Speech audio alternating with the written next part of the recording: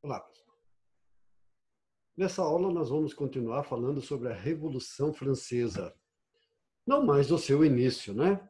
Mas a segunda fase e a terceira fase da Revolução Francesa.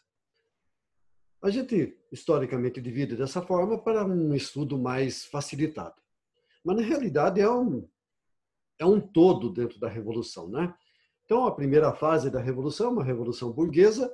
Agora nós vamos falar da fase popular e da contra-revolução burguesa, que seria a terceira fase, onde os burgueses voltam a assumir o controle da Revolução Francesa. Ok? Nessa fase também vão ser criados dois estilos de governo: a convenção e, posteriormente, o diretório. Na realidade, tudo é Revolução Francesa, né? Tudo se baseia no contexto da Revolução Francesa. E uma das coisas que a gente tem que entender, a Revolução Francesa, ela pode ter acontecido na época dentro da França, mas isso não significa que os outros países, principalmente os estados absolutistas, não tivessem medo dessa revolução. Então, houve muitas coligações para parar a Revolução Francesa, para que essa revolução não adentrasse aos países europeus e derrubassem os reinos absolutistas, os reis absolutistas. Então, nessa segunda fase da Revolução, é criada uma convenção nacional. Então, aquela Assembleia dos Notáveis, Assembleia dos Estados, agora não existe mais porque era o Império Francês, né? Agora cria-se uma forma de governo chamado convenção. E dentro dessa convenção tem os grandes partidos, tem aqueles que querem fazer alguma coisa e mandar dentro da Revolução Francesa. Então, na convenção, criam-se dois grandes partidos. Os girondinos, a chamada alta burguesia, e os jacobinos, a baixa burguesia e o povo. Acaba tendo eleições e vence um homem chamado Robespierre, da ala dos jacobinos da facção Montanha. Então, é o governo da Montanha que assume agora a Revolução Francesa. E é justamente com Robespierre, pelo fato de ser da baixa burguesia e povo, é chamada fase popular. É nesta fase, é nesta convenção que ocorre a morte de Luís XVI.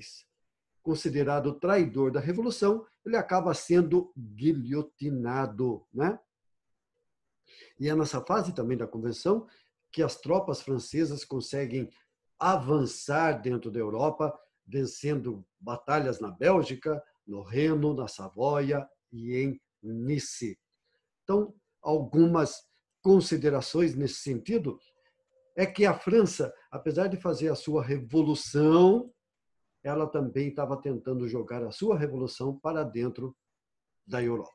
Então, aqui estamos compartilhando o avanço francês, principalmente na Itália. As tropas francesas foram conquistando espaço e divulgando essa revolução pela Europa. Então, basicamente, a revolução não para dentro da França. E aqui é a convenção, né? Onde estavam os girondinos, os jacobinos, ou a chamada facção da Montanha. Quem era da esquerda, quem era da direita. Quem ficava para a esquerda eram os jacobinos, que defendiam o povo e os trabalhadores. Havia os partidos de centro, aqueles que iam de um lado ou de outro, dependendo das possibilidades ou das coisas que ganhavam.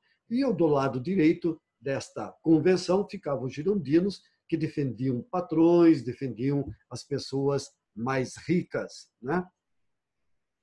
E é na fase desta convenção que o rei Luís XVI acaba sendo guilhotinado e considerado traidor da nação ou da Revolução Francesa, né? Então, essa é a fase da convenção. Sobe ao poder Robespierre, e Robespierre vai fazer a chamada fase popular, ou governo da montanha. Se ele é popular, ele vai fazer tudo pelos mais carentes, pelos mais necessitados. E as medidas do governo da montanha é o édito do máximo, que é o congelamento de preços, para que as pessoas pudessem comprar comida, principalmente, aumento dos impostos aos mais ricos e também dar a educação gratuita e obrigatória. Quem que podia estudar durante a fase imperial? Os que tinham dinheiro e os nobres, filhos de nobres, né? Agora não. Agora a educação é gratuita e obrigatória para a população francesa. Essa fase popular, ou governo da montanha, tem o apoio dos chamados sans-culottes, que é uma denominação dada pela aristocracia aos artesãos, trabalhadores e até pequenos proprietários de terras, né? Principalmente os moradores da cidade de Paris. É nessa fase também que começa a ter um grande período de conturbação com levantes separatistas, principalmente na Normandia e na Provença. E é justamente por causa dessas tentativas, desses levantes separatistas, é que começa a ter uma grande dor de cabeça para Robespierre. E ele começa a sofrer muito e achando que ele vai perder o poder, surge nessa fase a chamada fase do terror, onde todos aqueles que estavam do lado dele ou não, desde que fossem denunciados, eles seriam presos ou guilhotinados.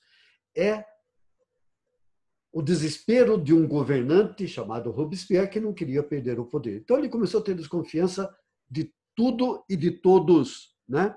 Então Robespierre acaba fazendo, durante o seu governo, acaba acontecendo o que a gente denomina como fase do terror. Esse é Maximilien Robespierre, que é justamente o mandante, o governante da fase popular, né? Aqui estão os sans-culottes, aqueles que apoiam o governo dele, ou cidadãos menos favorecidos da cidade de Paris, principalmente, né? E é aqui uma ilustração da fase do terror na Revolução Francesa, onde todos que eram denunciados acabavam sendo presos ou até mesmo muitos, né? Diz que quase 30 mil pessoas foram guilhotinadas nessa fase. Olha, na realidade é terror para Robespierre, mas foi também terror para a própria população francesa, né?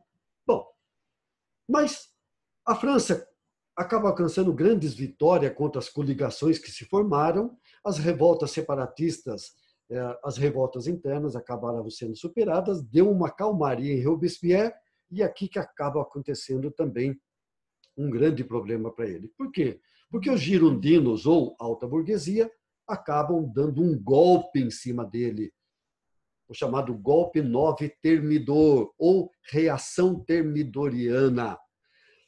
Como ele não tinha mais o apoio da Comuna de Paris, Robespierre acaba sendo deposto pelos girondinos e executados. É a fase final da fase popular do governo de Robespierre. Sobem ao poder novamente a alta burguesia e forma-se um novo governo. Acaba a convenção e forma-se agora um diretório, né? É aqui que acontece a República Francesa. Surge uma nova Constituição em 1795, mas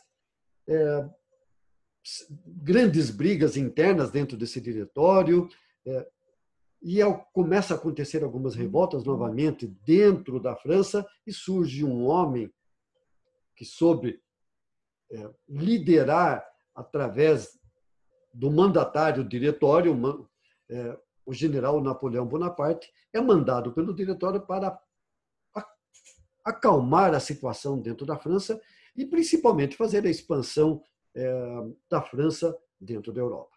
E Napoleão Bonaparte consegue, abafa muitas revoltas, e ele comandando o exército, acaba ocupando o Reno, a Holanda, a Itália, a Áustria, os estados da Igreja e a Suíça.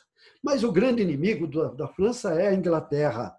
E Napoleão é enviado pelo diretório para o Egito, onde ele acaba vencendo os ingleses. Por que o Egito? Porque o Egito é o centro comercial entre África, Ásia e Europa.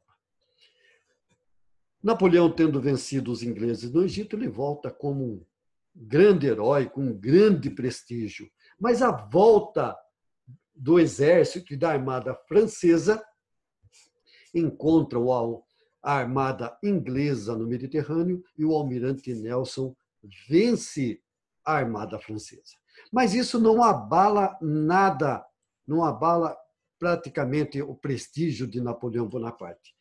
E acontece o que todo grande homem enxerga, que o poder está esfacelando dentro do seu país, ele resolve assumir o controle desta França, que tem uma revolução que não está dando certo, que está tendo muitas brigas.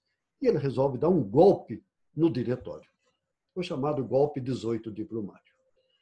Por que o golpe? Pela incapacidade do diretório de conter as crises, acaba fazendo Napoleão Bonaparte desfechar um golpe e assumir o controle e o poder dentro da França. Então, 2 golpes importantes: 9 Temidor, derrubada de Robespierre, e agora, 18 Brumário, a ascendência de Napoleão Bonaparte ao poder dentro da França. Ok? Até a próxima.